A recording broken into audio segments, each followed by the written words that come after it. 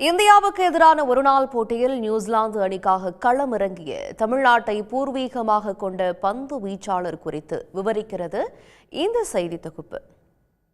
India New Zealand அணிகளுக்கு இடையிலான முதல் ஒருநாள் போட்டியில் இந்திய கேப்டன் கில்லை ஆட்டமிழக்க செய்து அனைவரையும் திரும்பி பார்க்க வைத்துள்ளார் 23 வயதேயான நியூசிலாந்து பந்துவீச்சாளர் ஆதித்யா அசோக். தமிழ்நாட்டின் வேலூர் மாவட்டத்தில் பிறந்த அசோக் தனது 4 வயதில் குடும்பத்துடன் நியூசிலாந்தில் குடிபெயர்ந்தார். நியூசிலாந்து தலைநகர் ஆக்லாந்து கிரிக்கெட் அணியில் விளையாடி வந்த இவர் படிப்படியாக அடுத்த கட்டங்களுக்கு உயர்ந்தார். 2020ஆம் ஆண்டு தென்னாப்பிரிக்கா நாட்டில் நடைபெற்ற 19 வயதுக்குட்பட்டோருக்கான உலகக்கோப்பை தொடரில் நியூசிலாந்து அணிக்காக ஆதித்யா அசோக் விளையாடினார். 2023ஆம் ஆண்டில் இவர் முதல் முறையாக சர்வதேச அளவிலான போட்டியில் நியூசிலாந்து அணிக்காக விளையாடினார். நியூசிலாந்து மற்றும் ஐக்கிய அரபு அமீரகம் இடையிலான போட்டியில் ஆதித்யா அசோக்கிற்கு வாய்ப்பு வழங்கப்பட்டது.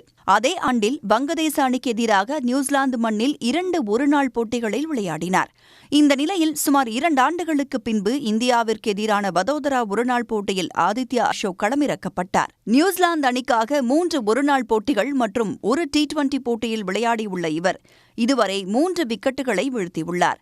ரஜினி ரசிகரான ஆதித்யா அசோக் தனது கையில் படையப்பா படத்தின் வசனமான என் வழி தனி வழி என்பதை பச்சை குத்தியுள்ளார். உடனுக்குடன் செய்திகளை தெரிந்து கொள்ள சன் நியூஸ் பெல் ஐகானை கிளிக் பண்ணுங்க.